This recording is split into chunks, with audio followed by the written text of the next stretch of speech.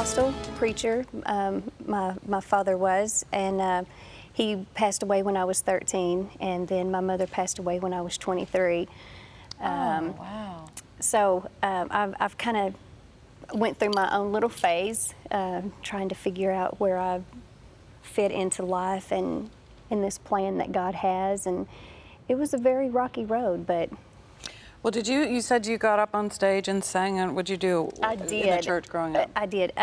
With my father being the pastor, I kind of joke around, even though that's not really funny, and I say I've attended most funerals, or more funerals by the time I was 10 than what most people will attend in their whole life. Oh, wow. Because it being the pastor's kids, my dad would preach the funeral and then we would sing.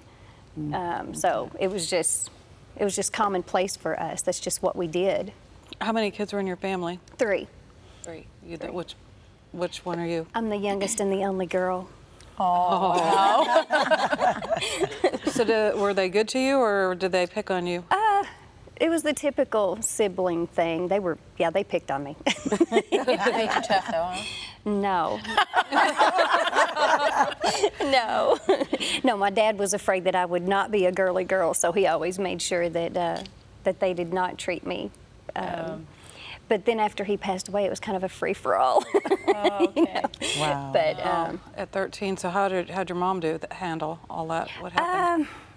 now looking back, at the time we were just kind of all just progressing through life. We just kind of existed, and I never really thought about it. But looking back now, I see her strength and the things that she did to take care of the family, and she went to work full-time. Of course, being a pastor's wife, that was their full-time jobs, Absolutely.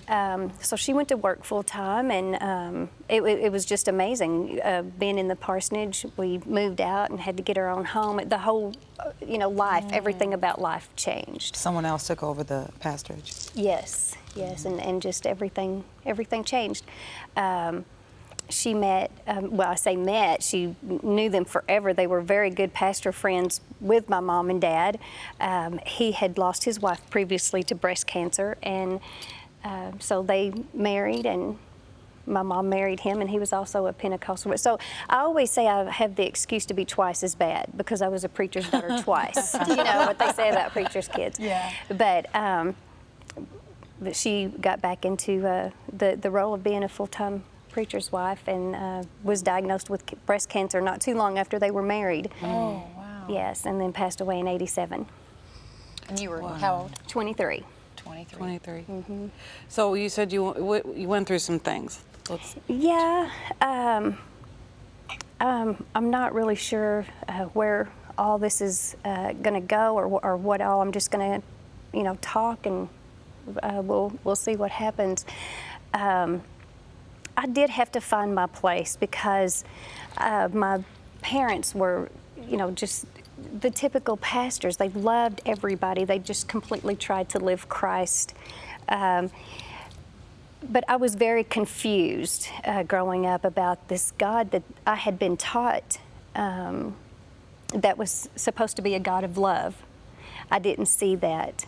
I was sexually abused when I was very young.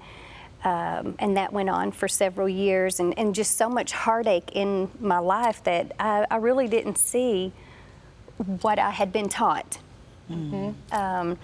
I blamed God for everything, as most people do. When anytime something bad happens, that's the first person that we want to blame is God.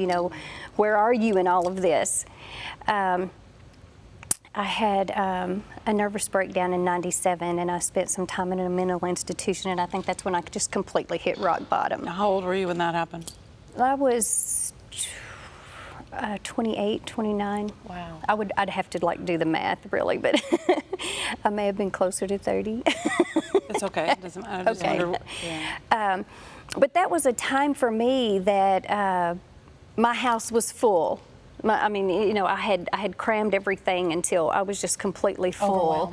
I was completely overwhelmed with life. I had lost my brother in '96, so there's oh my goodness. There's 2 of us that are left out of 5, and my brother and I are very close now. We weren't as close growing up because of age difference and moving around or whatever, but we are very close now because we realize that we're the only the only 2 that's left out of 5. Can I ask a question about Please. the sexual abuse? Yes, Was ma'am. it by, can you say, was it by someone in the church? It was by someone So in that the church. contributed to your confusion? Yes. Yeah. Did it your really parents ever find out? My mother found out later in life. I would not, there was no way I would tell my dad. As a matter of fact, that was one of the things that this person used against me. If you don't, I will tell your dad. And of course, in my mind, respecting my dad the way that I do, there was no way that I could let him find out that any of this was going on. And I was only 7. I was 7 the first time that I was actually raped. So Goodness. there was no way I could let my dad find out. Was there a sense of, because I know this is a common thing, that where they feel guilty themselves, or like the perpetrator or whatever made them feel guilty, like it was part of their fault as well? Yes, and that's funny that you should ask that, because I felt that all the way up until I became a Christian. I felt that it was my fault that it had happened, because it happened more than once. So I felt like that this was something that I was doing to cause this to happen. So God really had to do a number on my mind, on renewing my mind, and really showing me. In Psalms 139, of course, it says that I was, He knew me before I was formed in my mother, and I am beautifully and wonderfully made. And He really had to reveal that to me. My mother had endometriosis and was told that she wouldn't have any more children. So, in my mind, I had pretty much accepted that I was an accident. That's why all these bad things keep happening, because it was like I took God by surprise. And I know that sounds funny coming out of my mouth, but I don't think you're the only one that feels that way. Let me ask you, what happened to the person that molested you? I've never revealed that. What caused it to stop? We moved. We were in Arkansas at the time, and we came back to Kentucky, and of course it picked up there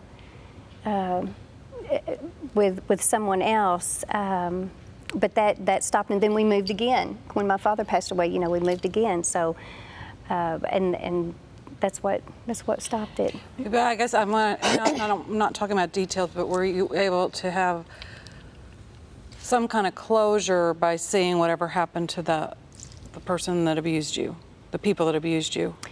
Do you know what I'm saying? Sometimes if you see that something bad happens to them, I don't mean not to be negative, but that somehow they got paid back. That there's justice. I guess that's what I'm saying, justice. Yeah. I think there was a little bit of that before I became a Christian, but I gave that to God, and it's amazing how He healed me from that. And He actually gave me a scripture that a lot of people don't even put in this way, but He said that we battle not against flesh and blood, but against principality and power. Yeah, that's right. So I knew in my heart, and He just completely cleansed me of any hate or anything that I had toward anyone, and realized, if they were in their right mind, they were being driven. And I know that people need to take responsibility. I'm not trying to say, oh, it's just the devil made them do it. I'm not trying to justify what they did. That was what God gave me. For your freedom. Yes, for my I freedom. believe it is a spirit, and they may have been abused as well. Exactly. I mean, people that are abused a lot of times keep abusing, right? Right. And it's demonic. I believe Absolutely. it's demonic. So, but that's amazing, because if you weren't able to heal from that, you'd probably be suffering and sick and miserable. Yes, I would still be carrying all of that. And as a Christian, I believe that God He wants us to love our neighbors as ourselves, that we're supposed to love our enemies. And if He had not healed me from that, I would have never been able to move forward. I was thinking, because I was just talking to someone the other day about, and I used the term stolen virginities. When you were 7, of course, those are stolen virginities, your mind, your emotions, your heart, how you're supposed to grow and process. And then at 13, your mom dies, the one that covers you, the one that teaches you, all the things about yourself, how important you are, and the princess that you are, and how you feel about yourself. And then you moved up to another stage of life, and then you lost your dad. So I'm just thinking about all these coverings that she lost, you know, coming in life and growing and protection. developing. But the miraculous thing is that how God's plan for our lives prevails, Yes. and how the wonders of His works in our lives prevails in our lives. And because you're sitting here today, because that is exactly what happened in your life. You were able to get past all of the obstacles, all of the things that the enemy meant for evil. You were able to bypass all those things, and today, you know, you're sitting here as one that is healed and whole, which is a witness to those that have experienced this. I'm sure there's some ladies that's sitting here today, I mean, listening today, maybe just where you were when you were 13. Yes, ma'am. And they've never healed from those emotions. You know, sometimes we grow up, but we never heal emotionally. Well, and the statistics are mind-boggling. The first time that I went to give my testimony, I was sitting there and I was writing some stuff out, and I was like, oh, I can't talk about that in church. Right. You know, how can I say that? And, you know, I just really felt like that God began to talk to me in my spirit and tell me that like 1 in 3 women have been through what I've been through. Yes. And how our words, because of what we've been through, we can speak life Yes. into someone else. We can say, it's going to be okay. Yes. You know, God is in control. He taught me to take that mask off of shame, Yes. and I realized then that I was still carrying some shame from that. I was still carrying some, and as I began to speak, I began to experience a deeper healing. Yes. As much as I thought I had recovered and I was whole, I wasn't whole. I was recovering, and God is always working on me. He's always going to be working on me, and I don't even know how deep He's going to take me in this healing, but it's going to continue, and He will work on me until He comes back.